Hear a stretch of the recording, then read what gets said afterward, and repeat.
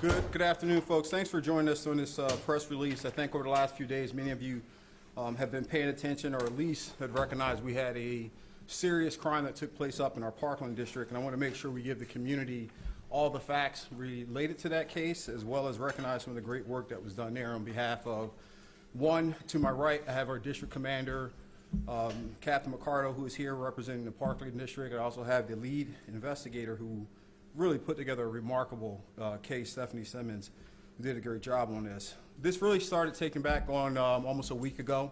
Last Monday, unfortunately, one of our local residents in Parkland, returning home from work, was brutally attacked, held basically hostage in her home, and property was stolen, and she was also sexually battered. This is something that's a heinous crime in any community, but most certainly when it's someone who's gone into their own home and they've been violated to that capacity. Fortunately, over the span of the last 5 days, members of both our Special Victims Unit, our Robbery Unit, Crime Scene, Crime Lab, our Burglary Apprehension Team, Viper, and again, our BSO Parkland District worked very well collectively to bring this case to somewhat of a closure. I kind of highlighted somewhat of the nature of the criminal offense, so let me tell you about the criminal himself. Due to the investigative practices and the way we led up, we were able to arrest an individual named Antonio Dole. This individual is a career criminal. He was out on probation for armed burglary, and this is the consequence of letting someone out who perhaps should stay in custody. I want to go back to the nature of this crime and what it did for the entire community. Throughout Parkland, throughout this entire community, I personally received a multitude of different calls from elected officials, religious leaders, and many other stakeholders as to whether or not this individual was in custody. And so we're happy to get him off the street. What I'd like to do is just take a moment and go through some of the things that are very important about this case.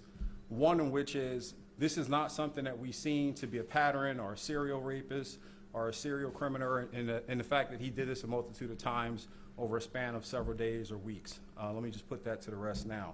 It doesn't mitigate the severity of what he did. It doesn't mitigate the severity of his criminal activities, but we don't need the community unnecessarily alarmed thinking that there's more potential victims to come or something that we missed.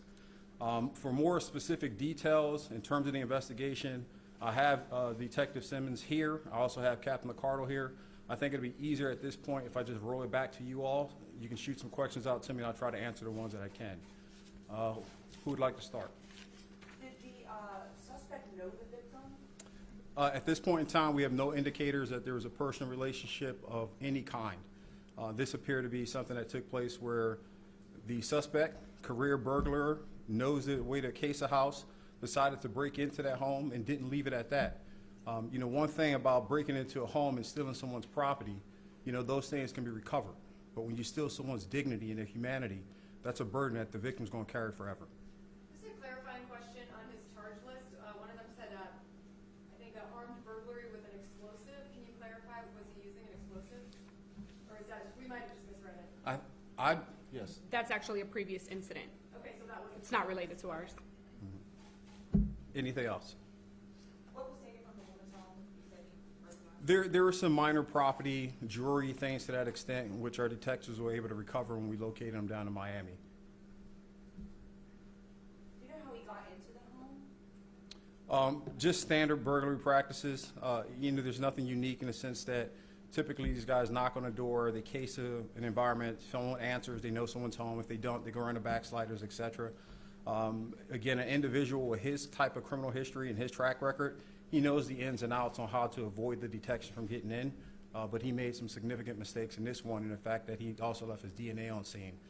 This goes into something that we've been very adamant about executing and capitalize on is our crime scene, our crime lab, and pulling DNA together. You've been here numerous times and heard us talk about closing cases out with DNA, and this is one of the things that's just going to solidify and help us and have a very positive conviction. Any other questions?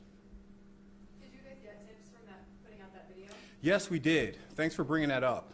This goes back to the community. Guys, you see something, say something. Don't get too tied up on, hey, it may not be important. Let us determine that. It's oftentimes, where we've seen this happen, oftentimes, a tip will come in and it may have a very minuscule level of interest for us as investigators, but over time we keep those tips and they keep compounding, and it gives us the ability to tie it back into a tighter case.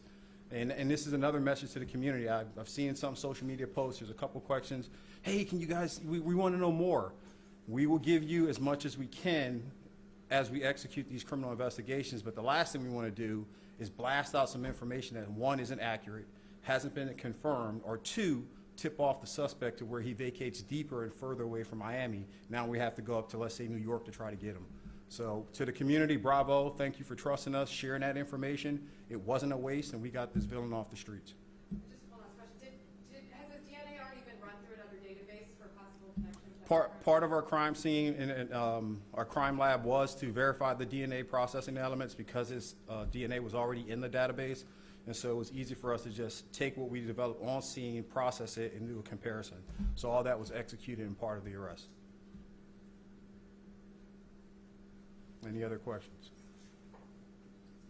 If you can, for just a second, because I have a lot of members of our Viper team and BAT team here who are constantly out in the field doing the toughest work in terms of law enforcement, tracking down some of the worst villains that we face in this county, and they continue to do so exceptionally well. They do it at the highest level of professionalism, and their level of commitment goes unquestioned, and that's why you have them all here sitting here today. So bravo, gentlemen. Thank you for your efforts.